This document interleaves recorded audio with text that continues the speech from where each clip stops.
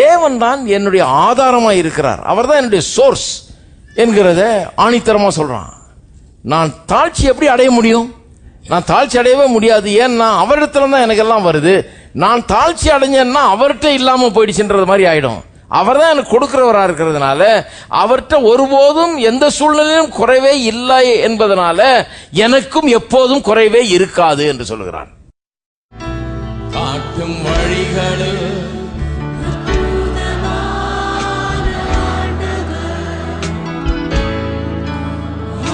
செயல்களில் முற்றும் சிறந்த தேவரீ,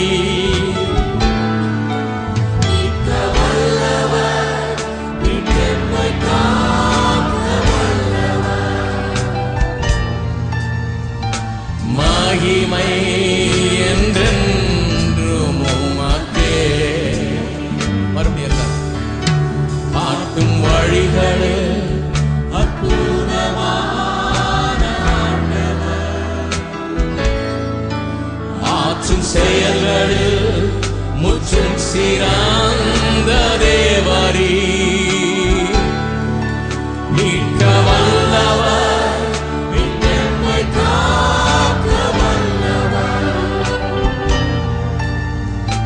மகிமை என்றென்றும் உமக்கே.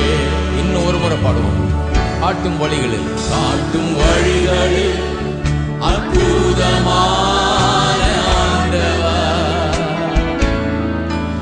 ஆற்றும் செயல்களில் முற்றும் சிறந்த தேவரீ, மீட்க வல்லவர், மீட்டெம்மை காக்க வல்லவர், மகிமை என்றென்றும் உமக்கே.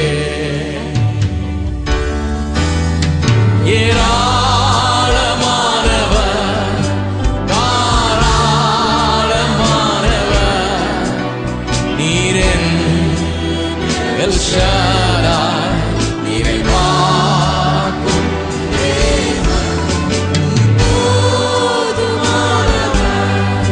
சர்வவல்ல தேவரீ,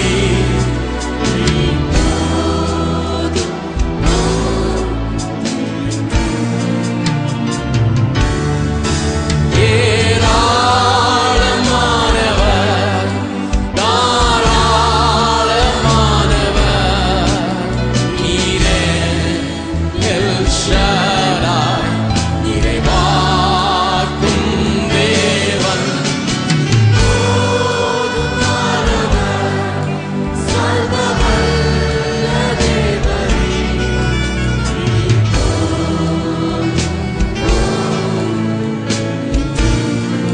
இன்னொரு முறை. ஏராளமானவர், தாராளமானவர்,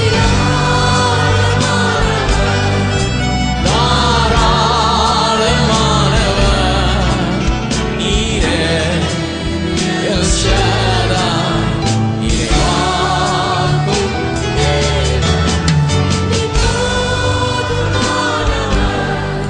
சர்வவல்ல தேவரீ, நீ போதும் போதும் என்றோ, நீர் போதும் போதும் என்றோ.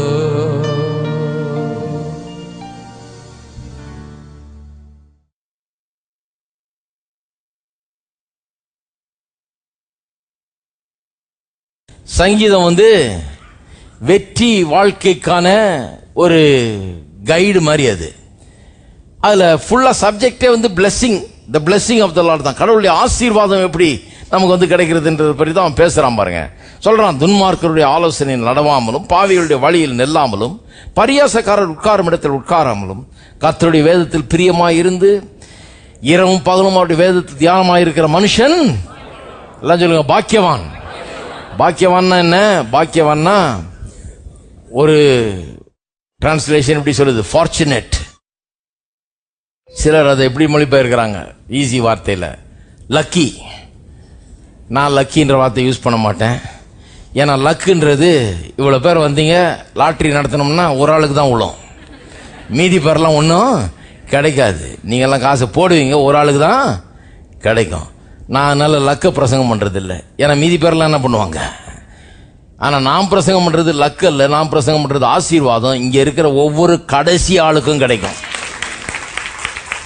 இதுக்கு ஒரு ஆள் கூட விதி விலக்கு இல்லை, யாருக்கும் கிடைக்காம போக வேண்டிய அவசியம் இல்லை. எல்லாருக்கும் கிடைக்கக்கூடிய ஒன்றை நான் பிரசங்கம் பண்ணி கொண்டிருக்கிறேன். இங்க ஆசீர்வாதத்தையே நான் ருசி பார்த்தது இல்லைன்னு சொல்ற ஆளு கூட நான் சொல்றேன், ஆசீர்வாதம் உண்டு, உங்களுக்கும் அது உண்டு, நீங்களும் அதை பெற்று அனுபவிக்கலாம்.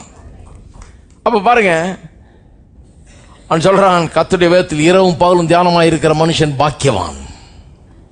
பாக்கியவான், அவன் ஆசீர்வதிக்கப்பட்டவன், மற்றவர்கள் பார்த்து புறாமப்படுறக்கூடிய அளவுக்கு அவன் இருக்கக்கூடியவன். அப்படிதான் அதனுடைய அர்த்தம். அவன் நீர்க்காலின் ஓரமாய் நடப்பட்டு தன் காலத்தில் தன் கனியை தந்து இலையுதிராது இருக்கிற மரத்தை போல் இருப்பான். அவன் செய்வதெல்லாம், எல்லாம் சொல்லுங்க, அவன் செய்வதெல்லாம் வாய்க்கும். அப்ப பாருங்க எப்படி ஆசீர்வாதம் வருதுன்றதை நல்லா தெரிஞ்சு வச்சிட்டு இருக்கிறான் பாருங்க. இரவும் பகலும் கர்த்தருடைய வார்த்தை தியானிக்கிற மனுஷன் பாக்கியவான். அவன் நீர்க்காலின் ஓரமாய் நடப்பட்டு தன் காலத்தில் தன் கனியை தந்து இலையுதிராது இருக்கிற மரத்தை போல் இருப்பான். கிளீனா அனுபவிச்சு சொல்றான் பாருங்க எப்படி அவன் வாழ்க்கை ஆகும். நதியோரத்தில் நடப்பட்ட மரம் மாதிரி இருப்பான், தண்ணிக்கு பஞ்சமே இல்லை, அழகா பச்சை பசேர்னு வளர்ந்து அழகா கனி கொடுக்க ஆரம்பிப்பான். அவன் செய்வதெல்லாம் வாய்க்கும் என்று இந்த ஆசீர்வாதத்தின் ரகசியத்தை புரிந்து வைத்தவனாக பேசுகிறான். அப்ப நான் சொல்றேன், இந்த ஒடுக்கப்பட்டவர்கள், கடன்பட்டவர்கள், முறுமுறுக்கிறவர்கள் எடுத்தான் பாருங்க, 400 பேர் வந்து சேர்ந்தாங்களே, அவங்கள வச்சு இதைத்தான் போதிச்சிட்டு இருந்தான். அவன் எதை போதிச்சிட்டு இருந்தான்?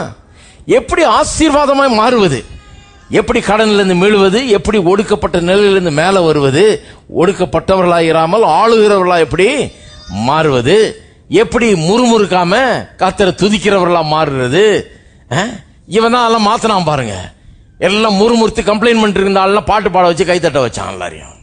ஹலோ, எல்லாருக்கும் மியூசிக்கை வாசித்து பாட்டை பாடி கைத்தட்ட வச்சு கம்ப்ளைண்ட் எல்லாம் நிறுத்தி முதல்ல பாட்டு பாடுன்னு சொல்லி அவன் தான் ஆரம்பிச்சு விட்டது.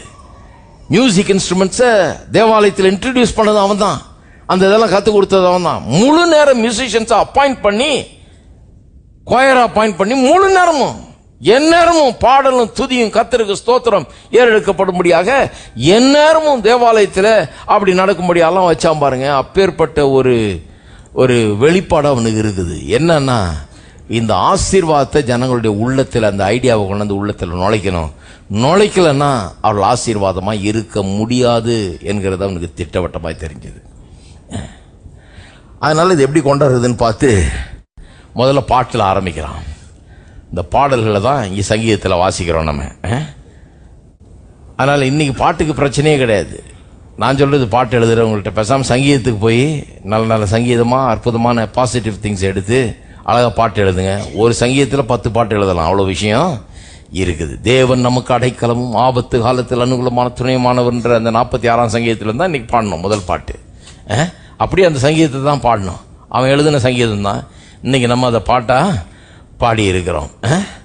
அப்போ பாருங்க, நிறைய பாட்டு இருக்குது. பாட்டு இல்லைன்னு பஞ்சத்தில் இருக்கக்கூடாது. நிறைய பாட்டு இருக்குது, இதை எடுத்து யூஸ் பண்ணிக்கணும்.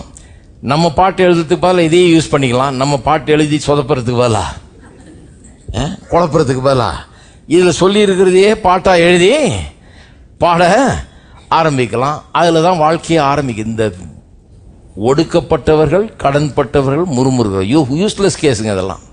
400 இந்த 400 வச்சு இதில் ஆரம்பிக்கிறான். நல்ல பாட்டை முதல்ல பாடு, நல்ல காரியங்களை தியானி, இரவும் பகலும் இதை தியானிச்சிட்டு இதெல்லாம் பாட்டாக்கி தந்துடுறேன். நான் கடவுளுடைய வார்த்தையெல்லாம் என்ன பண்ணுறேன், பாட்டாக்கி தந்துடுறேன். வாக்கு தத்தங்கள்லாம் எடுத்து பாட்டாக்கி தர்றேன். அதை சொல்லிக்கிட்டே இரு, அதை பாடிக்கிட்டே இருன்னு சொல்லி இப்படி ஆரம்பிக்கிறான் பாருங்க. அவனுடைய பிரயாணம் அப்படி தான் ஆரம்பிக்கிறது. ஆரம்பிச்சு எங்கே போகிறான் பாருங்க. சங்கீதம் 23 கூட இன்னொரு உதாரணம். கர்த்தரின் மெய்ப்பராய் இருக்கிறார், நான் தாழ்ச்சி அடையேன்.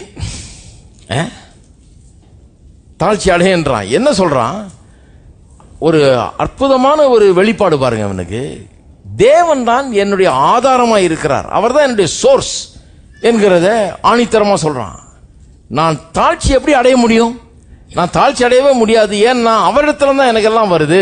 நான் தாழ்ச்சி அடைஞ்சேன்னா அவர்கிட்ட இல்லாம போயிடுச்சுன்றது மாதிரி ஆயிடும். அவர் தான் எனக்கு கொடுக்கிறவரா இருக்கிறதுனால அவர்கிட்ட ஒருபோதும் எந்த சூழ்நிலையிலும் குறைவே இல்லை என்பதனால எனக்கும் எப்போதும் குறைவே இருக்காது என்று சொல்லுகிறான். நான் சொன்னேன் இல்லையா, ஒரு கூட்டத்தில் உட்காந்துருந்தேன் அமெரிக்காவில் படிக்கிற காலத்தில். அங்கே அந்த பிரசங்கர் சொன்னார், ஒரு நாளும் நான் வாழ்க்கையில் ஓட்டாண்டியாக இருக்கவே மாட்டேன், ஒரு நாள் கூட இருக்க மாட்டேன்னார். நான் நினச்சேன், அப்போ தான் இந்தியாவிலேருந்து போயிருக்கேன் பாருங்கள் மாணவனா. அப்போ நான் நினச்சேன், என்ன கொழுப்பாக பேசுகிறாரு இவர், திமிர் ரொம்ப ஜாஸ்தி இருக்கும் போல் இருந்தாளுக்கு, என்ன அப்படி சொல்லலாமா, நாளைக்கு என்ன நடக்கும்னு யாருக்கு என்ன தெரியும், நல்லது நடக்கலாம் கெட்டது நடக்கலாம், அப்படி தான் எனக்கு சொல்லி தந்திருந்தாங்க. அதனால் நம்ம ஜாக்கிரதையாக பேசணுமாக்கும், ஜாக்கிரதையாக பேசி பேசி தான் ஒன்றும் இல்லாமல் போனது. ஏன்னா நல்லதை பேசுகிறாத ஜாக்கிரதையாக பேச சொல்கிறாங்க அவங்க, நல்லதை பேசுகிறாத ஏன்னா கெட்டது நடந்துட்டுனா எப்படி அப்படி சொல்லி கொடுத்துட்டாங்க. ஸோ அதனால் நல்லதை பேசுகிறதுக்கு ரொம்ப சிரிச்சா கூட ரொம்ப சிரிக்காதேன்றுவாங்க. ஏன்னா ரொம்ப சிரிச்சா அடுத்தது வந்து நடக்கிறது அழுது தான் நடக்க போகுது. அதனால் ரொம்ப சிரிச்சாலே கொஞ்சம் சந்தேகமாடும், ஐயோ ரொம்ப சிரிக்கிறோமா அடுத்தது அழுகையோ. இப்படி எல்லாம் தான் இருந்தது பாருங்க உலகம். உங்க உலகம் எப்படின்னு தெரியல, என் உலகம் அப்படிதான் இருந்தது. இந்த சூழ்நிலையில தான் நான் போனேன். எனக்கு 20 வயசு இருக்கும் பாருங்க. அதுங்க இவர் இப்படி சொன்னார். நான் நினைச்சேன், என்ன கொழுப்பு இந்த மனுஷன் இப்படி சொல்லலாமான்னு. அதுக்குள்ள ஒரு பிரேக் விட்டாங்க, போயிட்டு திருப்பி வந்தோம், உட்கார்ந்தோம். ஆரம்பிச்ச உடனே சொல்றாரு, நான் இப்படி சொன்ன உடனே நிறைய பேர் நினைச்சீங்க எனக்கு ரொம்ப கொழுப்புன்னு. ஐயோ ஐயோ, நான் நினைச்சேன் இவர் கர்த்தரோட சீக்ரெட் லைன் வச்சிருப்பாரு போல இருக்கு. நம்ம இருதயத்தில் என்ன சொன்னமோ அதை அப்படியே சொல்றாரு, புட்டு புட்டு வைக்கிறாரு. யோசித்தேன் சொல்றாரு, நீங்க நினைக்கிறீங்க நான் ரொம்ப திமிரா பேசினதாக. நான் சொல்லல, அதை சங்கீதக்காரன் தான் சொல்லி இருக்கிறான் 23ஆம் சங்கீதத்தில். அதைத்தான் அவன் சொல்றான்னு சொல்லி, கர்த்தரின் மெய்ப்பராய் இருக்கிறார் நான் தாழ்ச்சி அடையேன்னு அவன் சொல்லியிருக்கான், வாசித்து பாருங்கன்றாரு. அன்னைக்கு தான் அந்த வசனமே எனக்கு வழங்குச்சு. எத்தனை தடவை மனப்பாடம் பண்ணி ஒப்பிச்சு எல்லாம் பண்ணியிருக்கிறேன். இது ஃபிங்கர் டிப்பில் தெரியுன்றாங்களா, அந்த மாதிரி வச்சிருந்தேன் இந்த சங்கீதத்தை. ஆனால் என்ன சொல்றதுன்னு மட்டும் விளங்கிக்கல.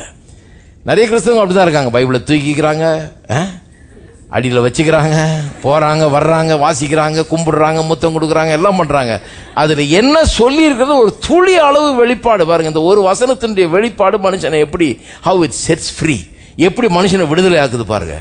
அன்னைக்கு எனக்கு கண்ணு திறக்கப்பட்டுச்சு பாருங்க. உண்மையா அதுதான் அர்த்தமா? நான் நல்லா நோண்டி நோண்டி பார்த்துட்டேன், அதுக்கப்புறம் வாசித்து பார்த்துட்டேன். அதுதான் அர்த்தம்.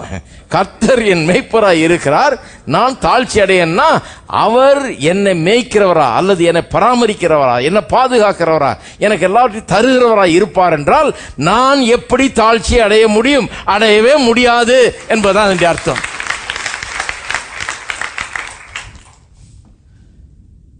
அப்ப இந்த மாதிரி பாட்டு தான் இதுலதான் ஓடுது வண்டி. இந்த 300-400 பேரை எடுத்து, ஒடுக்கப்பட்டவர்கள், கடன்பட்டவர்கள், முறுமுறுக்கிறவர்கள் எடுத்து எல்லாம் இப்ப என்ன பாடுறாங்க? முறுமுறுப்பெல்லாம் போயிடுச்சு. கர்த்தரின் மெய்ப்பராய் இருக்கிறார் நான் தாழ்ச்சி அடைகின்ற பாட்டு பாடி இருக்கிறாங்க எல்லாரும். வாழ்க்கை மாறப்போகுது இப்போ. ஏன்னா என்னைக்கு பாட்டை மாத்தினாங்களோ, பிரசங்கத்தை மாத்தினாங்களோ, வாழ்க்கையும் மாற ஆரம்பித்து விடும். சரி, அப்ப பாருங்க, நிறைய பேருக்கு வந்து அவருடைய எண்ணங்களை மாற்றுவதுக்கு ஏதாவது பண்ணணும். பிரசங்கமும் அப்படிதான் இருக்கணும், பாட்டும் எல்லாமே அப்படிதான் இருக்கணும் பாருங்க. ஏன்னா நிறைய பேருக்கு என்ன எண்ணங்கள் எப்படி இருக்குதுன்னா, they have a horizontal point of view. horizontal point of viewனா எல்லாம் இப்படி பார்க்குறாங்க, சுற்றி முற்றி பார்க்குறாங்க.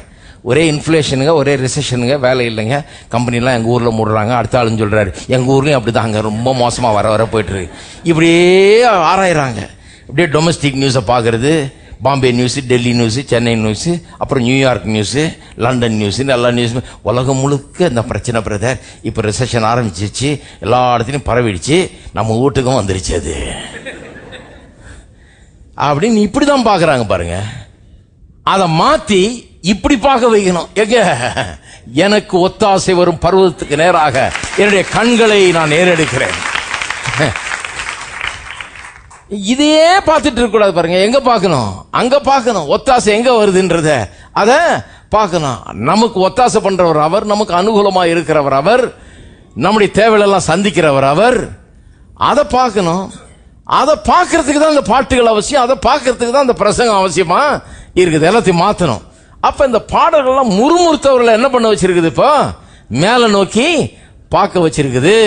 கம்ப்ளைண்ட் பண்ணிட்டு இருந்த ஆளுகளை, குறை சொல்லிட்டு இருந்த ஆட்களை, வாழ்க்கையை பற்றி நொந்துகிட்டு பேசிட்டு இருந்த ஆளுகளை, சலிச்சுக்கிட்டு இருந்த ஆட்களை இப்பொழுது கர்த்தரின் மெய்ப்பராய் இருக்கிறார் நான் தாழ்ச்சி அடையேன்ற பாட்டை பாட வச்சிருக்குது.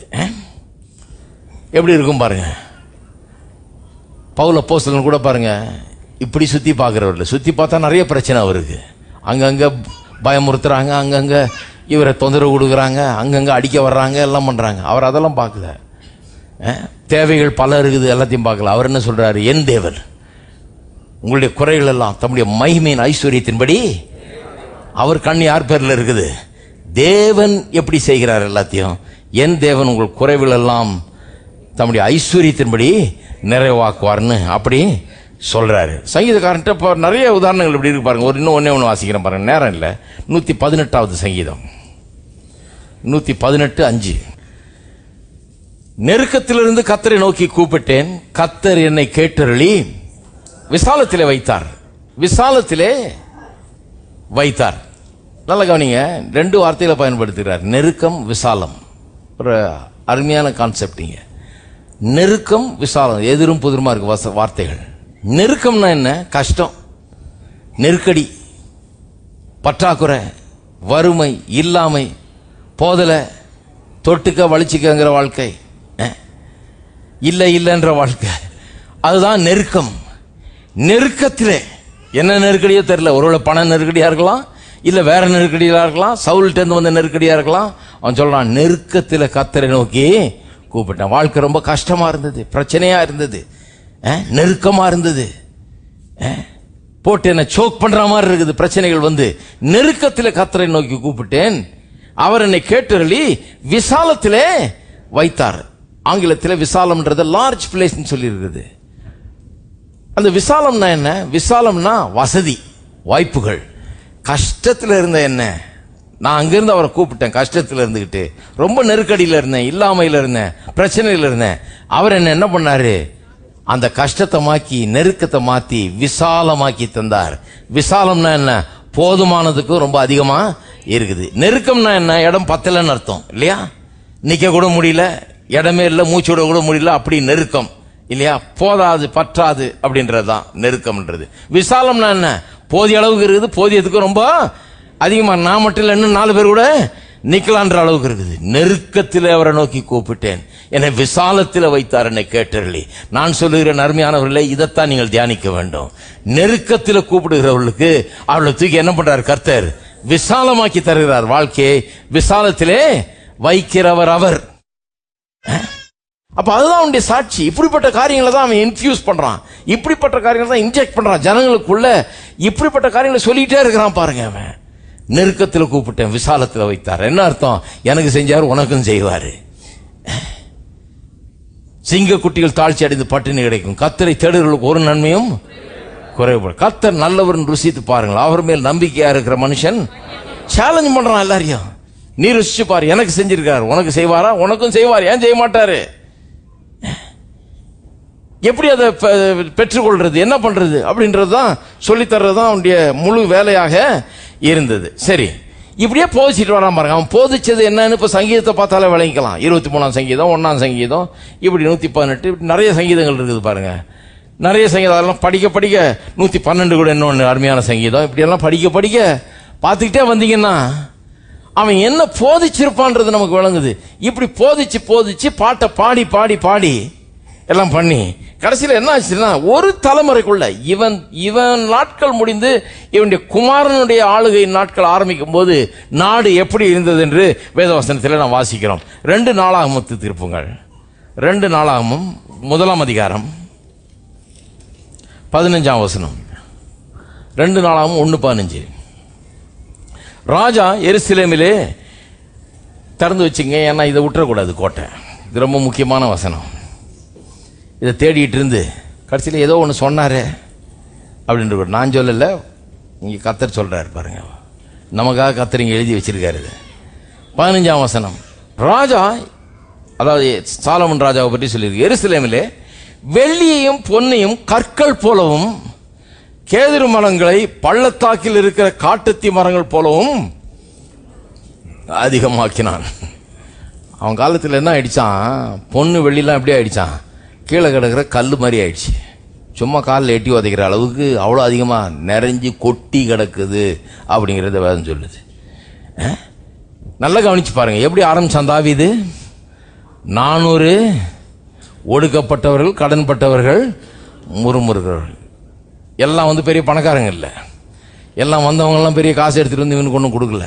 ஒன்றும் இல்லாதவங்க தான் வந்தாங்க. அவர்களை வச்சு ஆரம்பித்து கடைசியில் ஒரு நேஷன் பில்டிங் ஒர்க்கே பண்ணுறான். ஒரு தேசத்தையே கட்டி எழுப்பி இருக்கிறான். எப்பேற்பட்ட தேசமாக எழும்பிடுச்சதுன்னா, வளம் மிக்க தேசமாக, குறைவில்லாத ஒரு தேசமாக, செழிப்பின் தேசமாக, நிறைஞ்சி வழிகிற அளவுக்கு ஆசீர்வாதம் உள்ள ஒரு இடமாக அந்த இஸ்ரவேல் தேசமே மாறிட்டு. ஒரு ஆளுகை காலத்தில் அப்படி மாறி, ஒரு தலைமுறையில் அந்த அளவுக்கு ஒரு பெரிய எக்கனாமிக் டிரான்ஸ்ஃபர்மேஷனை கொண்டு வந்துட்டான். ஒரு பொருளாதார சீர்திருத்தத்தை ஒரு தலைமுறைக்குள்ளாக அவன் கொண்டு வந்து நாடே வேற மாதிரி ஆயிடுச்சு.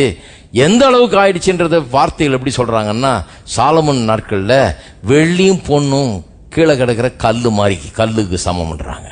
அவ்வளவு சர்வசாதாரணமாகி விட்டுச்சு. வெள்ளியும் பொண்ணும் இல்லாத ஆளே கிடையாது, எல்லாம் குவியல் குவியலா வச்சிட்டு இருக்கிற அளவுக்கு ஆகிவிட்டது என்ற ரீதியில தான் நீங்க சொல்லப்பட்டிருக்கிறது. இருக்கீங்களா? கேதுரு மரங்கள், சீடர் ட்ரீஸ்ன்றது ரொம்ப எக்ஸ்பென்சிவ், ரொம்ப விலையுந்த மரங்கள். அது வந்து காட்டுத்தீ மரம் மாதிரி, காட்டில் வளர்ற அந்த சாதாரண மரம் போல அவ்வளவு பெருகிடுச்சு. வேல்யூ அவ்வளவு நாட்டில். அந்த அளவுக்கு அந்த தேசம் பெருகினது. ஏன் என்று சொன்னால், விசுவாசத்தை உடைய மக்களாய், விசுவாசத்தை பாடுகிற மக்களாய், நல்ல வார்த்தைகளை பேசுகிற மக்களாய், அப்படிப்பட்ட ஒரு மக்களாய் அந்த ஜனங்களை மாற்றி இருக்கிறான் கர்த்தருடைய வார்த்தையை கொண்டு. இந்த 400 பேரை கெட்டு போனவர்களை வச்சு ஆரம்பிச்சு, ஒடுக்கப்பட்டவர்கள், கடன்பட்டவர்கள், முறுமுறுக்கிறவர்கள்ன்ற ஜனத்தை வச்சு ஆரம்பிச்சு, ஒரு பெரிய தேசத்தையே, வளமான அற்புதமான தேசம், மற்ற ஜாதி ஜனங்கள்லாம் பார்த்து பொறாமப்படக்கூடிய அளவுக்கு அப்படிப்பட்ட தேசத்தையே உண்டாக்கலாம். சாலமோனுடைய காலத்தில் ஷேபா ராணி போன்றவர்கள்லாம் இவனுடைய செல்வத்தை வேடிக்கை பார்க்கறதுக்கிட்டே வந்தாங்க. பார்த்துட்டு அவள் சொல்றான், கேட்டது பாதி தான், இங்க பார்க்கும்போது அதை விட நான் கேட்டதை விட ரொம்ப அதிகமா இருக்கின்றா. நான் கேட்கும் போதே ரொம்ப அதிகமா சொல்றாங்கன்னு நினைச்சேன், இங்க வந்து பார்க்கிறேன் கேட்டது வெறும் பாதி தான், இன்னும் சொல்ல வேண்டியது எவ்வளவு ஏராளமா இருக்குது, அற்புதமா இருக்கிறது என்று அசந்து போயிட்டு போறாங்க. ராஜாக்கள் ராணிகள்லாம் வந்து கூட பார்த்துட்டு அசந்து போற அளவுக்கு அவ்வளவு உயர்ந்த ஒரு நாடாக, உயர்ந்த ஒரு வாழ்க்கை அவருடைய வாழ்க்கை இருந்தது.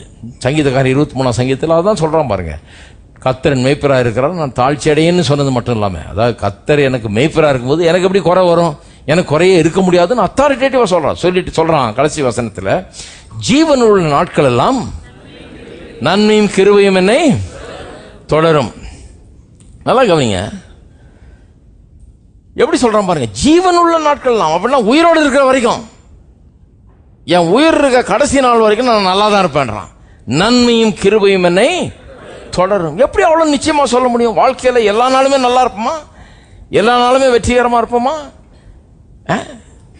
எல்லா நன்மையினாலும் நிறைஞ்சிருப்போமா? சிலர் சொல்றாங்க எப்படி இருக்குன்னு சொல்ல முடியாது. அவன் சொல்றான், வாழ்நாள் முழுவதும் என் ஜீவன் உள்ள நாளெல்லாம் நன்மையும் கிருபையும் என்னை தொடரும்.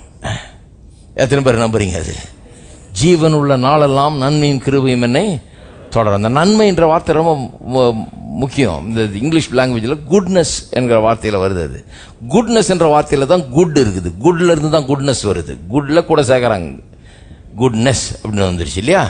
இந்த குட்ன்ற வார்த்தையே தமிழில் நன்மைன்னு மொழிபெயர்க்கிறாங்க. அருமையான டிரான்ஸ்லேஷன். அது செழிப்பை குறித்த ஒரு வார்த்தை பாருங்க, நன்மை. உபாகமத்தில் 28ஆம் அதிகாரத்தில் வாஸ்து பார்த்தீங்கன்னா, உன் நிலத்தின் கனியிலும் உன் ஆடு மாடுகளின் பெருக்கத்திலும் உன்னுடைய கற்பத்தின் கனியிலும் பூரண நன்மை உண்டாக கட்டளையிடுவார் என்று தமிழில் சொல்லியிருக்கு. இங்கிலீஷில் எப்படி சொல்லியிருக்கு தெரியுமா? அதில் வந்து பூரண நன்மைன்றதுக்கு பதிலாக பிளென்டியஸ் இன் குட்ஸ் அப்படின்னு சொல்லியிருக்குது. இந்த கூட்ஸ் என்ற வார்த்தை பாருங்க, இந்த கூட்ஸ் ட்ரெயின் அப்படி இப்படிலாம் சொல்றாங்கல்ல, கூட்ஸ் ட்ரெயின்ல பொருள்கள்லாம் ஏற்றிட்டு போற ட்ரெயின் இல்லையா? அது ஏன் கூட்ஸ்ன்றாங்க? அது குட்ன்ற வார்த்தையில தான் வருது. நல்ல பொருட்கள், பொருட்கள் அதைத்தான் அது சொல்லுது. நல்ல பொருட்கள், அதுதான் அந்த குட்ன்ற வார்த்தையில இருந்தான் அது வருது. அப்ப பாருங்க, வாழ்க்கைய என்னத்தால நிரப்புறாராம்? என் ஜீவனுள்ள நாளெல்லாம் குட் தான் எனக்கு கிடைக்கும்ன்றான்.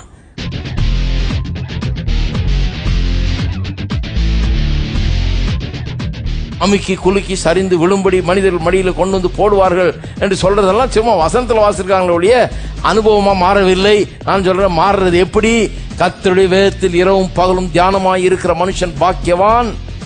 அதுலதான் இருக்குது விஷயமே. இந்த வசனங்கள்ல கர்த்தருடைய வார்த்தையில தியானமா இருக்கும் போது அதெல்லாம் வந்து நம்முடைய வாழை வந்து பலிக்குது, நம்முடைய வாழ்க்கையில வந்து பலிக்க ஆரம்பிக்கிறது. அனைத்தையும் அருளிடும், எனக்கென தந்திடும், பலக்கரம் என்னை உயர்த்திடும், என் தேவனே அனைத்தையும் அருளிடோ எனக்கென தந்திடோ பலக்கரம் என்னை உயர்த்திடோ என் தேவனே அனைத்தையும் அருளிடோ எனக்கென தந்திடோ பலக்கரம் என்னை உயர்த்திடோ அனைத்தையும் அருளிடோ எனக்கென தந்திடும் பலக்கரம் என்னை உயர்த்திடும் என் தேவனே யெகோவாயீரே யெகோவாயீரே யெகோவாயீரே யெகோவாயீரே அனைத்தையும் அருளிடோ எனக்கென தந்திடோ பலக்கரம் என்னை உயர்த்திடோ என் தேவனே அனைத்தையும் அருளிடோ எனக்கென தந்திடோ பலக்கரம் என்னை உயர்த்திடோ புல்லுள்ள இடங்களில் எந்தனை நித்தமும் சுகமாய் நடத்திடும் கழுகினை போல் என்னை சுமந்திடும் என் தேவனே புல்லுள்ள இடங்களில் எந்தனை நித்தமும் சுகமாய் நடத்திடும் கழுகினை போல் என்னை சுமந்திடும் என் தேவனே புல்லுள்ள இடங்களில் எந்தனை நித்தம் சுகமாய் நடத்திடும் கழுகினை போல் என்னை சுமந்திடும் எல்லாரும் புல்லுள்ள இடங்களில் எந்தனை நித்தம் சுகமாய் நடத்திடும் கழுகினை போல் என்னை சுமந்திடும் யெகோவாயீரே யெகோவாயீரே யெகோவாயீரே யெகோவாயீரே அனைத்தையும் அருளிடோ எனக்கென தந்திடோ பலக்கரம் என்னை உயர்த்திடோ என் தேவனே அனைத்தையும் அருளிடோ எனக்கென தந்திடோ பலக்கரம் என்னை உயர்த்திடோ என் தேவனே யெகோவாயீரே யெகோவாயீரே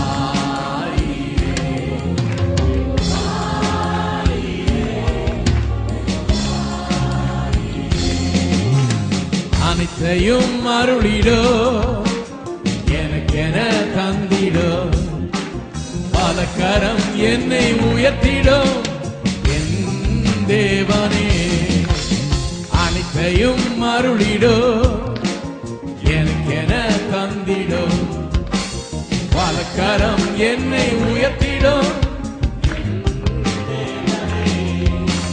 செட்டையின் நிழலில் அடைக்கலம் தீங்குகள் நேராமல் காத்திடும் கழுகினை போல் என்னை சுமந்திடும்